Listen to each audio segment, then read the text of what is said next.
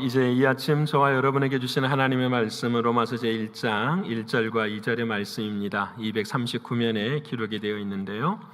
로마서 제1장 1절과 2절의 말씀입니다. 예.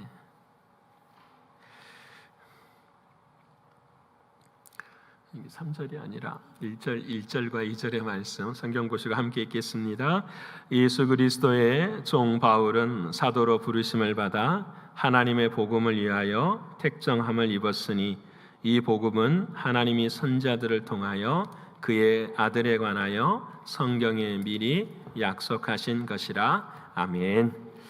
오늘 허락하신 하나님의 말씀이 저와 여러분에게는 생명이 되고 은혜가 될 줄을 믿습니다. 우리 옆에 분하고 한번 할까요? 말씀이 생명입니다. 말씀이 생명입니다. 또 한 번은 말씀이 은혜입니다. 말씀이 은혜입니다. 우리 모두가 다 말씀의 생명과 은혜를 누리시는 우리가 되기를 원합니다. 연단의 때를 지나고 있습니다. 우리가 지난주부터서 주님 좀 새로워진 마음으로 주 앞에 서기를 원합니다 하는 마음의 결단을 가지고 우리가 앞에 서 있습니다. 한 주간 동안 생각해 보았습니다. 새로움이란 나에게 무엇일까? 가장 하나님이 원하시고 바라시는 나에게 새로움이라는 것은 도대체 무엇일까? 그 질문 앞에서 한 가지를 생각하게 된 내용은 그것입니다. 하나님, 앞으로 어떠한 연단이 올지라도 어떠한 환난이 올지라도 그 상황에서 이전보다 더 주님을 사랑하겠습니다. 어느 상황, 어느 형편이 우리들의 삶 가운데 찾아오더라도 하나님, 내가 가진 이 믿음의 모습보다 더한 사랑으로 주님을 더 섬기며 사랑하겠습니다. 이 고백이 아마 하나님이 우리에게 원하시는 새로움에 대한 의미이고 고백이라 저는 생각됩니다. 사랑하는 여러분, 오늘 저와 여러분도 마찬가지. 주님이 원하시는 이 새로운 자리에 우리의 믿음이 더욱더 커져야 합니다. 믿음이 커진다라는 말은 내가 신뢰하고 내가 믿는 믿음이 아니라 오직 한 가지, 그 믿음의 내용이 되시는 복음에 대한 믿음이 커져야 하는 것입니다. 그래서 이 복음에 대해서 우리는 로마서 말씀을 통하여서 한 절 한 절 깨우쳐 가기를 원하는 것입니다. 우리는 그래서 지난주에 복음 안에서 나는 누구인가? 라는 질문을 했습니다. 여러분, 나는 누구인가? 라는 질문은 참 힘들고 어려운 질문입니다. 왜냐하면 내 안에도, 우리 안에도 수없이 많은 얼굴들이 존재하기 때문입니다. 이런 상황에서는 내가 알지 못했던 얼굴의 모습이 나오고, 저런 상황에서는 내가 평생 경험하지 못했었던 나의 얼굴이 드러날 때가 있습니다. 세상뿐만 아니라 하나님 안에서도 마찬가지죠. 거룩한 주일의 얼굴과 평일의 나의 삶의 얼굴이 달라지고, 시험과 환경 앞에서도 때로는 우리의 얼굴이 달라지는 것을 보게 됩니다. 얼마나 많이 내 안에 그런 얼굴들을 갖고 있는지 우리는 사실 헤아리기도 어렵습니다. 하지만 한 가지 분명한 사실은 이 수많은 얼굴들 앞에서 하나님 앞에 설 때에 이 수많은 얼굴들에 대하여 우리가 책임을 져야 한다라는 것입니다. 변하지 않는 삶의 모습으로, 변하지 않는 하나님이 원하시는 얼굴로, 아니 우리가 늘 기도하며 꿈꾸는 것처럼 그리스도를 닮은 그 얼굴로 사랑하는 하나님을 만날 수 있는 것, 이것이 우리들의 꿈이요 하나님이 원하시는 우리를 향한 사랑이 아닌가 생각하게 됩니다. 사랑하는 여러분은 어떠십니까? 복음 안에서 나는 누구인가? 이 얼굴 앞에서 사랑하는 하나님을 바라볼 수 있는 그 모습 앞에 온전히 서 계십니까? 여러분, 2차 세계대전 중에 한 복판에 히틀러가 존재했습니다. 이 히틀러를 독일이라는 나라에서는 그리스도 메시아 이상으로 섬기는 그런 상황이 벌어졌습니다.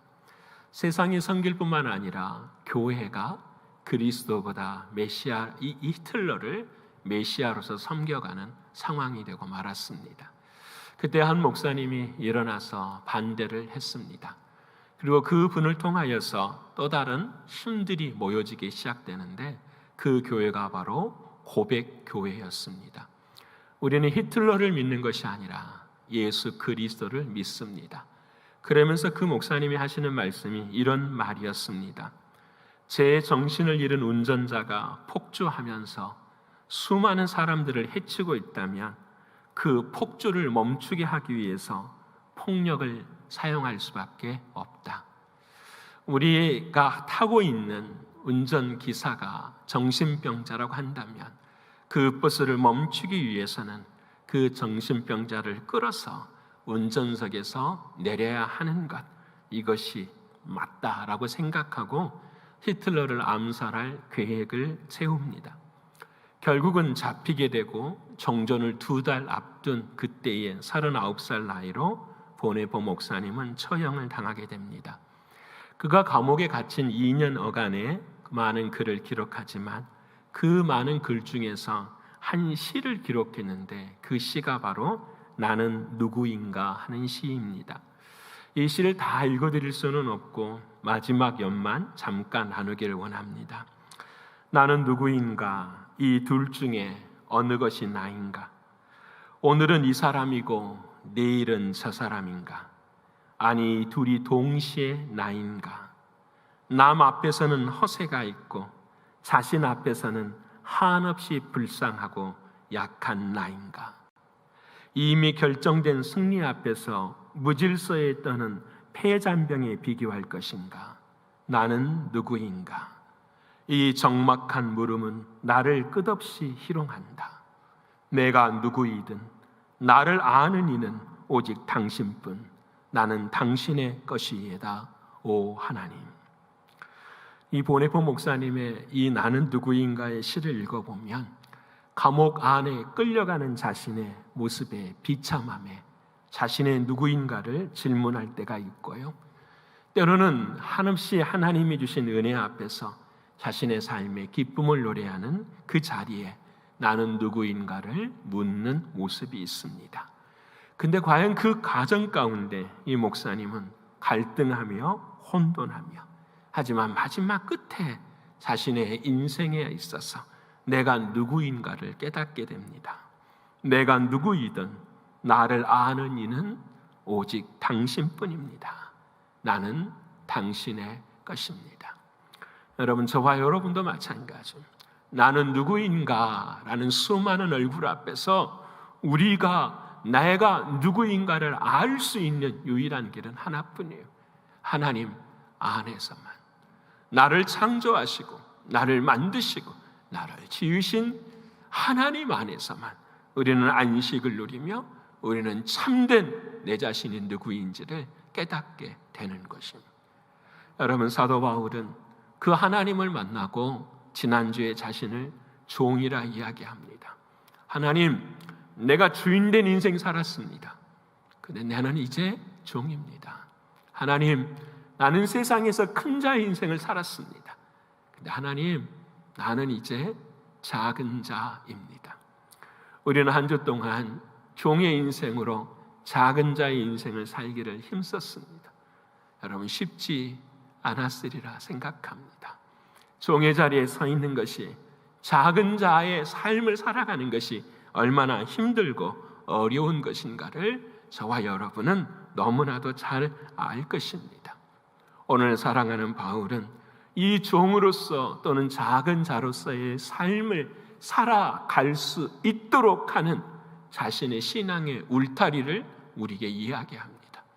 종으로서 넘어질 때에, 작은 자가 큰 자가 되고 싶어서 넘어질 그때에 나를 붙드는 울타리가 무엇인지를 오늘 나는 누구인가 이 지점에서 고백하면서 자신의 종과 자신의 작은 자됨을 고백하는 말씀을 듣게 됩니다.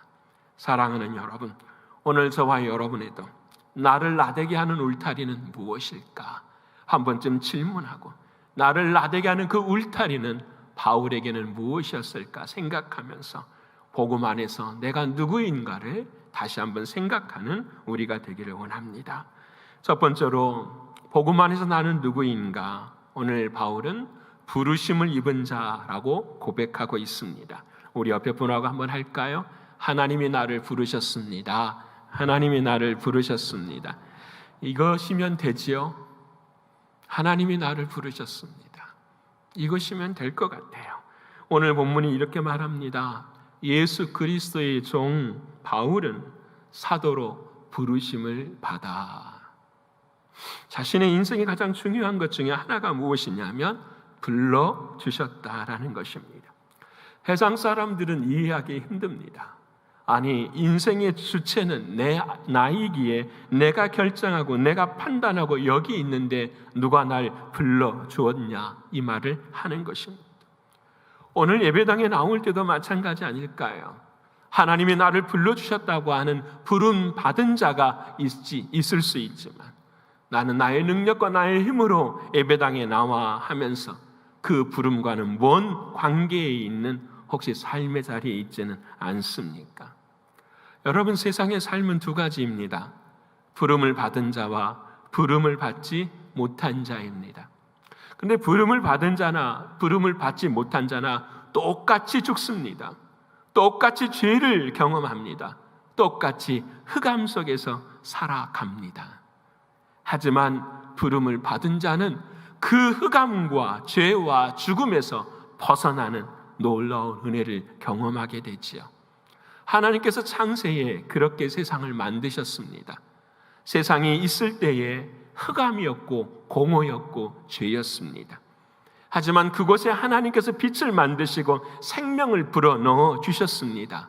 그때에 그 흑암과 공허 속에서 빛을 경험한 사람들은 생명으로 나오게 됩니다. 이것이 하나님의 세상을 향한 역사의 방법입니다. 불러주심으로 생명을 얻습니다. 여러분, 삭개오가 그럽니다. 그가 있는 자리는 죄의 자리였습니다. 죽음의 자리였습니다. 아니, 삭개오만 그런 것이 아니라 저와 여러분의 자리가 그렇습니다. 늘 이 감옥에서 나올 수가 없습니다. 늘 내가 전부라고 생각하며 살았었던 그것들이 시간이 가면 갈수록 나에게는 감옥이 됩니다. 근데 그 감옥의 자리 속에서 사랑하는 주님께서 삭개오를 불러주십니다. 삭개오야, 속히 내려오라. 내가 오늘 내 집에 유하여야 하겠다. 사랑하는 주님이 삭개오를 불러주시는 것도 은혜이지만 저는 이 단어가 너무나도 깊이 찾아오더라고요. 속히 내려오라. 우리는 늘 올라가려고, 끊임없이 올라가려고, 끊임없이 무언가를 성취하고 쟁취하려고만 하는 그 자리에 서 있는 우리들의 모습 앞에서 주님은 내려오라 말씀합니다. 내가 오늘 내 집에 유하여야 하겠다. 내가 너와 함께 있어야, 내가 너를 불러주어야만 너에게는 생명이라고 말씀을 주님은 하고 계십니다. 사랑하는 여러분, 불러주실 때에 우리의 삶의 의미는 완전해집니다. 왜 그럴까요? 주님이 부르시지 않을 때는 우리는 나의 뿌리가 어디인지 몰랐습니다. 내가 어디서 시작되고 어디로 가야 되는지 알 수가 없었습니다. 그러게 우리는 늘 흔들리는 인생이었습니다. 이 말씀을 좀 더 주님의 말씀으로 바꾼다면 주님이 부르시기 전까지는 저와 여러분은 모두가 다 고아였습니다. 철저히 외롭고 철저히 고통스럽고 철저히 의지할 수 없는 삶의 자리에 서 있는 고아의 삶이 저와 여러분의 인생이었습니다. 그런데 주님이 불러주셨습니다. 그 부르심 속에서 우리의 삶은 의미를 갖게 되었습니다.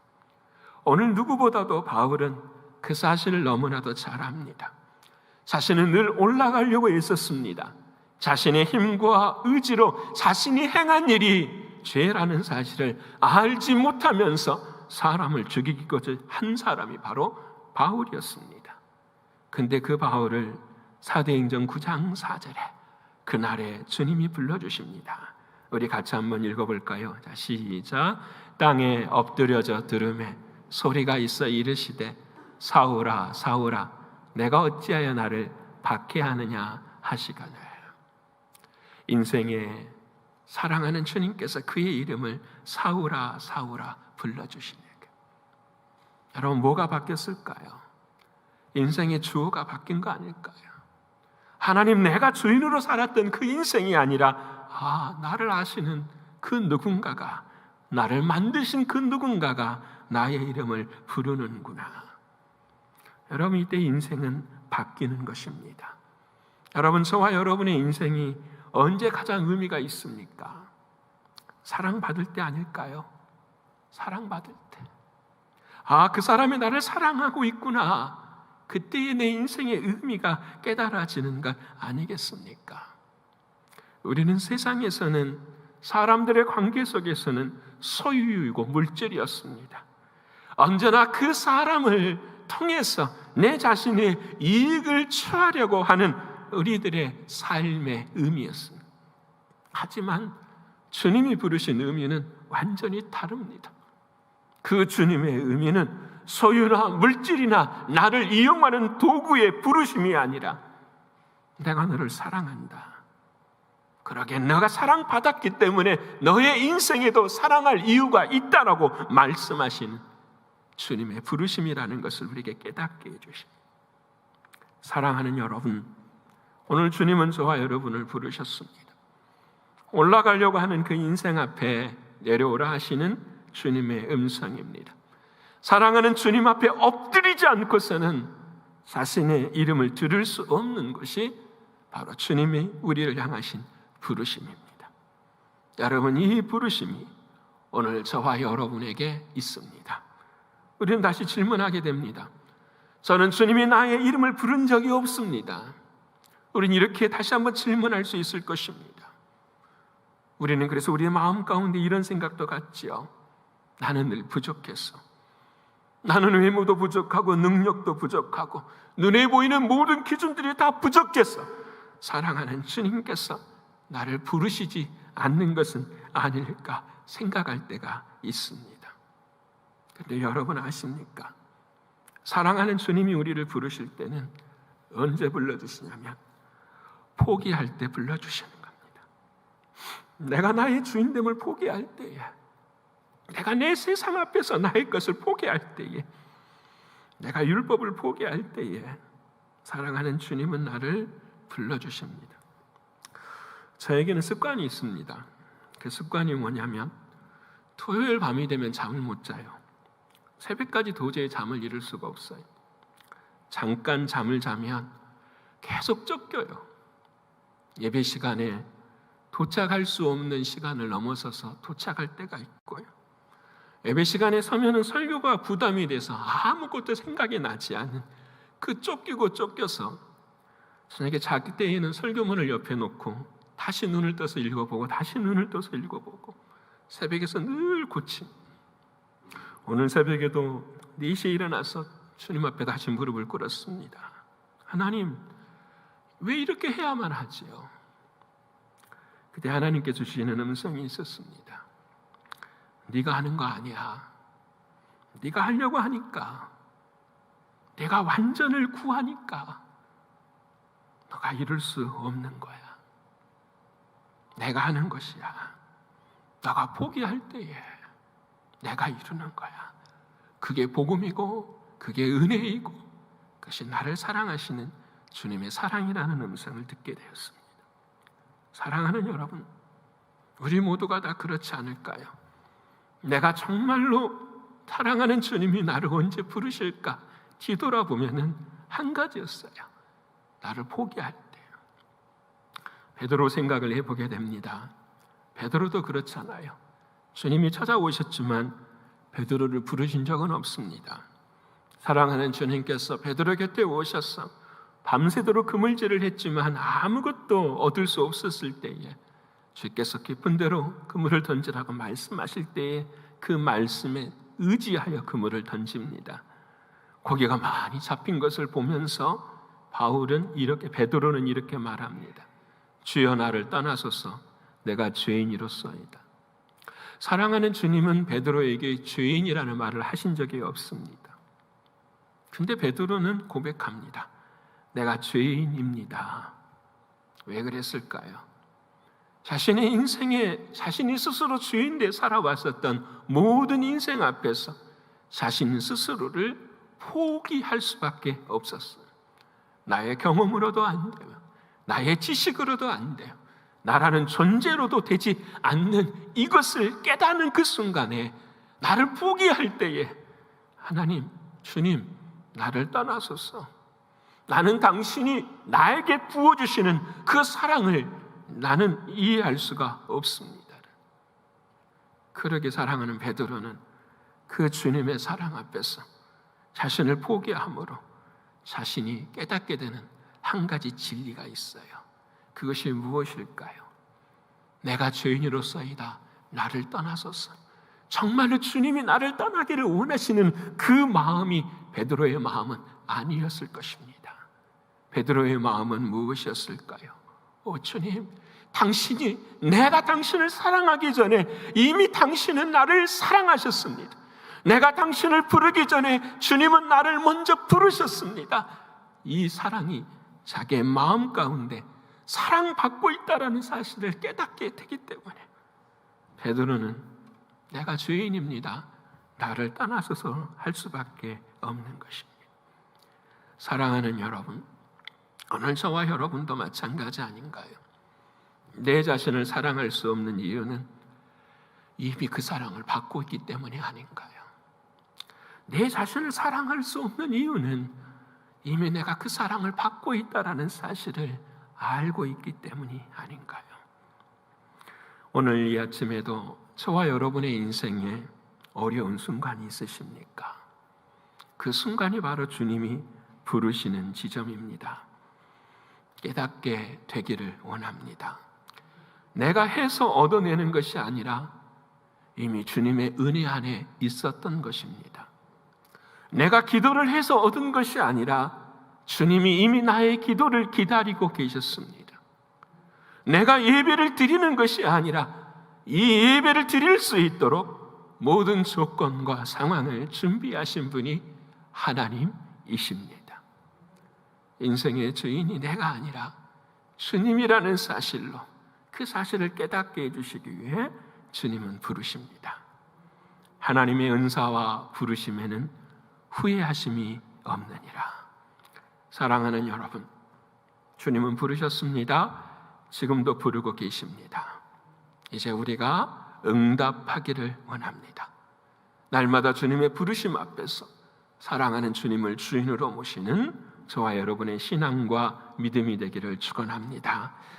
두 번째로는 오늘 본문은 이렇게 말을 합니다.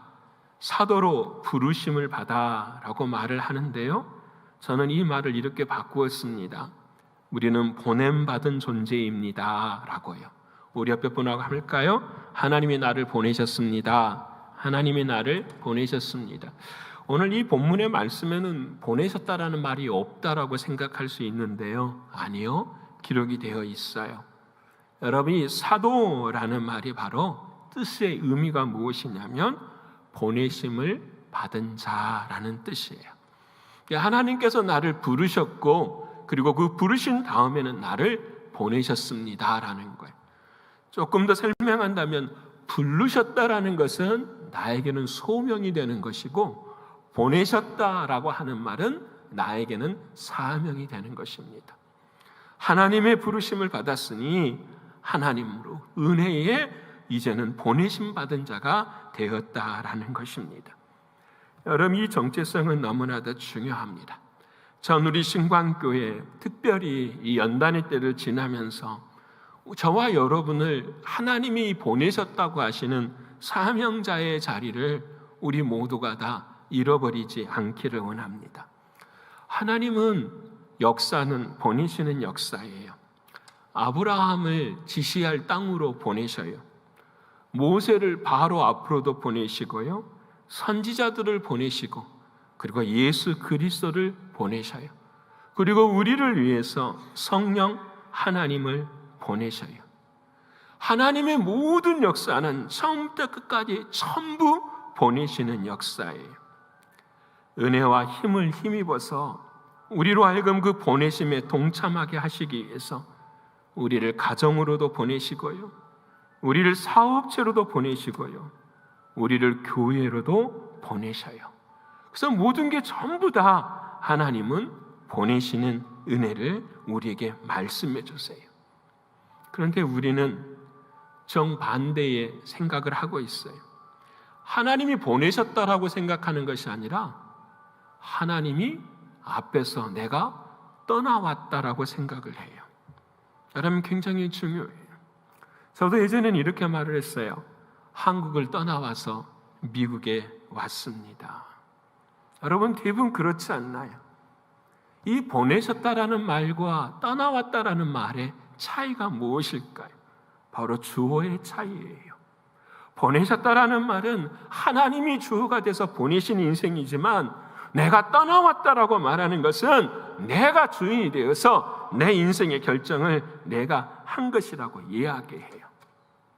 근데 가만히 생각해 보면 하나님이 보내셨어 그러면은요, 제 마음에 막 힘이 생겨요. 은혜도 생기고요, 기쁨도 생기고요, 감사도 생겨요.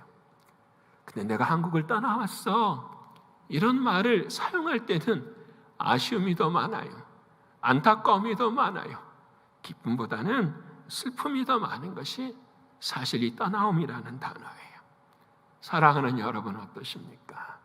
우리의 삶의 모든 순간의 자리에서 하나님이 보내셨다라는 말을 사용하십니까? 아니면 내가 떠나왔다라는 말을 사용하십니까? 여러분, 어린 나이에 팔려갔었던 요셉이 장성한 나이가 되어서 그의 인생을 이렇게 해석하죠. 창세기 45장 8절의 말씀입니다. 우리 같이 한번 읽어볼까요? 자, 시작.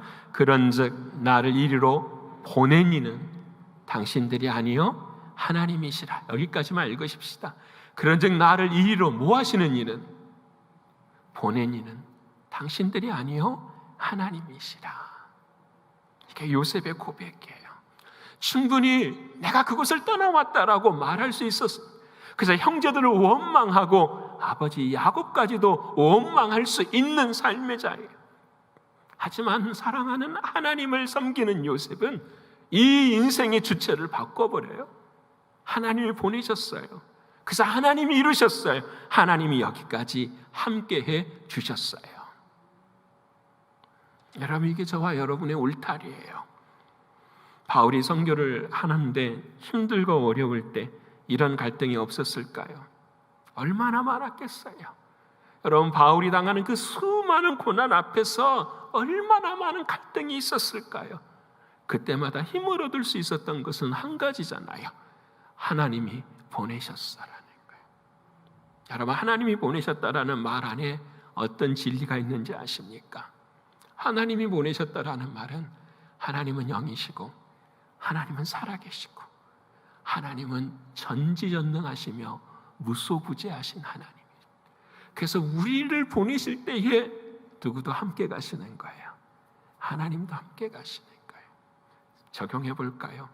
요셉이 형들의 고난을 통해서 땅속에 파묻혀져 가지고 그 눈물을 흘리고 있을 때에도 사랑하는 주님은 함께 하시는 거예요. 너의 상인으로 팔려갈 때에도 그 곁에, 요셉 곁에 사랑하는 주님은 함께 하십니다. 어떤 사람을 통하여서 비난과 비판을 받고 억울한 누명을 쓰여서 감옥에 들어갈 때에도 사랑하는 주님은 요셉과 함께 계십니다. 이게 보내신 하나님이 우리에게 주시는 놀라운 은혜이고 사랑이에요. 그래서 요한복음 8장 29절에 주님도 이렇게 말씀하세요. 우리 같이 한번 읽어볼까요? 나를 보내신 이가 나와 함께 하시도다. 나는 항상 그가 기뻐하시는 일 행함으로 나를 혼자 두지 아니하셨느니라. 아멘. 하나님이 예수님을 보내실 때도 함께 하신 것처럼 예수님이 우리를 보내실 때도 어떻게 해요? 동행하시고 함께 하셨다라는 사실이, 이게 너무너무 중요해요. 여러분, 다시 말씀드리면 너와 함께하는 하나님의 역사. 이번에 우리가 월요일 화요일 날 우리가 드라마 바이블 함께 읽었었잖아요. 모세의 인생의 마지막 순간을 이렇게 기록한 하나님의 말씀 앞에서 우리가 깨닫는 것이 있었잖아요. 모세를 요단 동쪽에 또 요단 서쪽에 있는 모든 것을 다 보여주십니다. 그러고 난 다음에 모세에게 말하죠. 너는 여기서 더 이상 갈 수가 없어라고. 근데 모세는 그 순간 하나님 앞에 순종해요. 그리고 모세는 죽어요. 하나님 그 곁에서 아무도 없어요. 지금도 무덤을 알 수가 없잖아요. 근데 저는 이 질문 앞에, 이 상황 앞에서 하나님께 한번 질문했어요. 모세는 행복했을까? 여러분, 우리가 죽었어요. 우리를 애도하는 사람이 아무도 없어요. 가족도 없어요. 누군가가 나의 죽음 앞에 서서 온전히 애도를 표해 줄 수 있는 사람, 어떤 사람도 없어요. 행복했을까요? 슬펐을까요? 사랑하는 모세는 행복했어요. 왜 그랬을까 생각해 보면은 이 진리를 깨달았기 때문에요. 보세요. 모세가 내 스스로 해서 가나안 땅까지 들어간다, 내가 주인이라고 한다면은 행복할 수가 없어요. 왜 그렇죠? 사명을 다 이루지 못한 것이니까. 근데 이 시각이 하나님께 바뀌어지는 거예요. 그 땅을 다 보여줄 때 하나님이 뭐라고 말하시냐면, 아브라함과 이삭과 야곱에게 맹세한 저 땅을 너희 후손에게 주리라.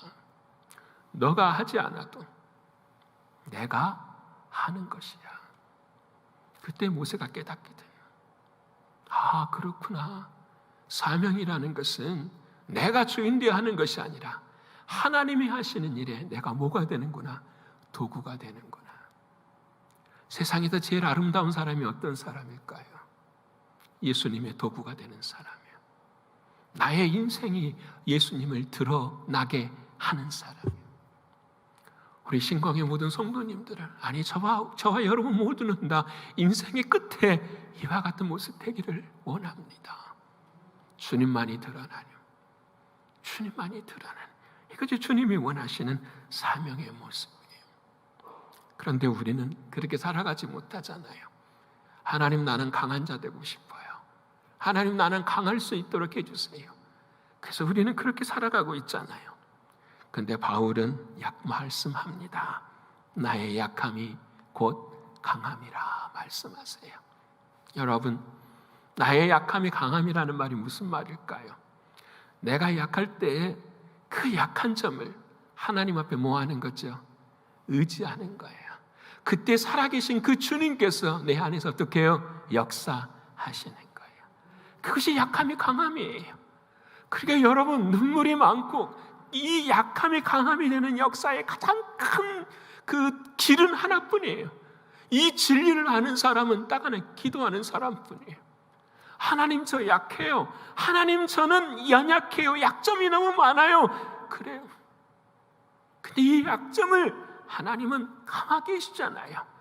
내가 주님을 그 약한 만큼 의지할 때에 사랑하는 주님은 내 안에서 일하시고 나를 도구 삼으셔서 하나님의 뜻을 이루어 내시는 거예요. 그래서 여러분, 약하단 말 하지 마세요. 목사님, 저는 우리 교회를 앞으로 우리가 섬겨갈 때에 아직 힘이 없습니다, 능력이 없어요, 그런 말 하지 마세요. 그거 전부 다 오해해요. 누가 하려고 하니까? 내가 하려고 하니까요. 우리의 능력으로 하는 게 없어요. 오직 아버지 하나님, 예수 그리스도 그분이 드러나는 교회, 그것이 하나님의 역사예요. 우리가 드러나면 드러날수록 우리의 인생은 마지막 끝에 다 감옥이 돼요. 왜요? 처절하게 받아야 되니까요. 내가 이만큼 했으니까 자녀들도 똑같아요. 내가 이만큼 사랑했으니까 너희도 나를 사랑해야 돼. 내가 너를 어떻게 키웠는데, 내가 너를 어떻게 사랑했는데. 누가 아니까요? 내가 아니까. 우리의 인생의 마지막이 감옥이 되지 않는 유일한 이유는 하나뿐이에요. 사랑하는 하나님의 도구가 될 때에만 우리는 그 뜻을 이루어낼 수가 있어요. 사랑하는 여러분, 우리 모두가 다 이 약함이 강함이 되는, 그래서 여러분 고린도후서 12장 9절의 말씀을 같이 한번 읽어볼까요? 자, 시작. 나에게 이르시기를 내 은혜가 내게 족하도다. 이는 내 능력이 약한 데서 온전하여 짐이라 하신지라. 그러므로 도리어 크게 기뻐함으로 나로 여러 약한 것들에 대하여 자랑하리니 이는 그리스도의 능력이 내게 머물게 하려 함이라. 아멘. 마지막 말씀이 너무 중요해요. 약한 것들에 대하여 자랑하리니 이는 그리스도의 무엇이요? 능력이 내게 머물게 하려 함이니라. 그러게 여러분, 약함을 아는 사람은 기도하는 사람이에요. 약함을 아는 사람은 무릎 꿇을 수 있는 사람이에요. 그 약함을 강함으로 만드신 그 보내신 사랑하는 주님을 끝까지 섬길 수 있는 우리가 되기를 원합니다. 여러분은 지금 허락하신 자리에서 주님과 동행하고 계십니까? 주님의 몸된 교회를 위해서 우리가 동행하고 있습니까? 광고 시간도 말씀드렸지만 참 어려워요. 한 분, 두 분 참 멀리 계시는데 그분을 위해서 차량을 운행을 해야 되고 한 사람뿐만 아니라 예배가 끝나면 모셔다 주는 사람이 필요해요. 두 분이 필요한 거죠. 쉽게 결정할 수 있어요? 못합니다. 근데 교회잖아요. 한 사람의 영혼이 하나님 앞에서 예배를 드리기를 원한다면 우리는 어떻게 반응해야 할까요? 그 앞에서 이 일들이 이루어지는 교회가 사명자가 있는 교회들이고 이 일들이 이루어지는 교회가 정말로 주님께서 바라고 원하시는 복된 교회가 되지 않을까 생각하게 돼요. 사랑하는 여러분, 몸된 교회를 위해 여러분은 주님과 동행하고 계십니까? 내가 원하는 일이 아니라 해야만 하는 일이 우선이 되고 계십니까? 나의 소원이 아니라 나의 사명이 우선되고 있습니까? 주님이 복음 안에서 여러분을 보내셨습니다. 그 보내신 자리가 은혜가 있음을 믿으시는 여러분 되시기를 축원합니다. 마지막으로 오늘 우리의 삶 가운데 울타리는 나는 누구인가 택정하셨다라고 말합니다. 우리 옆에 분하고 한번 할까요? 하나님이 나를 택하셨습니다. 하나님이 나를 택하셨습니다. 오늘 이렇게 말씀하죠. 하나님의 복음을 위하여 택정함을 입었다라고 말씀을 하세요. 자, 여러분에게 질문 한번 하겠습니다. 하나님이 여러분을 택하셨습니까? 다시 한번 부를게요. 하나님이 여러분을 택하셨습니까? 어떻게 아세요? 택하신지? 이게 중요한 거잖아요. 어떻게 아세요? 하나님이 나를 이 땅에 부르셨습니다 하는 것은 내가 포기할 때에 주님의 음성을 들을 수 있기 때문에 알아요. 하나님이 나를 보내셨습니다 하는 것은 내 삶의 자리에서 주의 일의 사명을 감당할 때 알 수 있어요. 근데 하나님이 나를 택하셨습니다 하는 것은 어떻게 알 수 있을까요? 여러분, 어떻게 알 수 있을까요? 오늘 사랑하는 바울은 그 이야기를 하고 있어요. 하나님의 복음을 위하여 내가 택정함을 하나님이 나를 택하셨습니다. 이 택했다라는 이 단어 안에 비밀이 들어있어요. 이 택했다라는 말 자체가 무엇이냐면 구별하였다라는 말이에요. 이게 참 중요해요. 택했다라는 말은 구별하였다라는 말이에요. 바울은 예전에 하나님이 구별하셨었어요. 어떻게 구별하신지 아시죠? 이 택정함을 받았다라는 이 헬라어 단어 안에가 뭐가 들어있냐면 바리새라는 단어가 들어있어요. 바리새인. 여러분, 사도 바울은 율법으로 구별된 사람이었어요. 철저하게 구별된 사람이었어요. 그 구별로 인해서 사랑하는 주님과 원수된 삶의 자리에까지 섰었던 사람이었어요. 근데 오늘 다시 이야기하는 거예요. 하나님 안에서 하나님의 복음을 위하여 택정함을 입었습니다. 하나님이 나를 구별하셨습니다. 근데 그 구별하신 것이 과거에는 율법을 통해서 구별해서 내가 주인 되는 삶을 살았지만 이제는 오늘 본문의 말씀에 하나님의 복음을 위하여 택정함을 입었다는, 율법으로 구별받은 것이 아니라 복음으로 인해 구별받았다라는 거예요. 여러분, 복음이 뭐예요? 기쁜 소식이잖아요. 어떤 기쁜 소식이죠? 나를 살리시기 위해서 주님이 십자가에서 피 흘려 죽으셨다라는 거잖아요. 오늘 바울의 고백은 이거예요. 하나님이 나 택하셨어요. 나 그리스도인이에요. 나 신광교회 교인이에요. 이 말의 의미가 뭔지 아시겠죠? 나의 행위나 나의 노력이나 나의 율법으로 거룩하게 된 것이 아니라, 구별된 게 아니라 예수 그리스도의 십자가의 피로 나를 구별시켜 주셨습니다라는 거예요. 이게 하나님의 복음을 위하여 택장함을 입었다라는 말씀이에요. 사랑하는 여러분, 오늘 저와 여러분의 삶에 내가 누구인가를 질문하게 될 때 하나님이 나를 택하셨습니다라고 하는 이 말씀 앞에서 예수 그리스도의 이 피가, 십자가의 고난이 우리들의 마음의 중심이 되기를 소원합니다.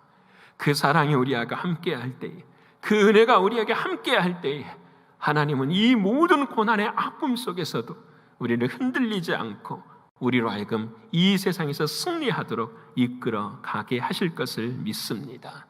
이것이 바울에게는 복음이었어요. 율법으로는 안 되더라고요. 율법으로는 포기할 수밖에 없었지만 이 복음으로 승리하게 하시는 하나님의 놀라운 사랑을 오늘 바울은 고백하고 있습니다. 사랑하는 여러분, 이제 말씀을 마치고자 합니다. 오늘 예수 복음 안에서 나는 누구인가, 이 말씀을 여러분이 들으신 것처럼 복음 안에서 세 가지를 생각해 보았어요. 복음 안에서 나를 하나님께서 부르셨다. 복음 안에서 나를 하나님이 보내셨다. 복음 안에서 나를 구별하셨다. 근데 그 복음이 무엇인가? 그 복음이 무엇인가?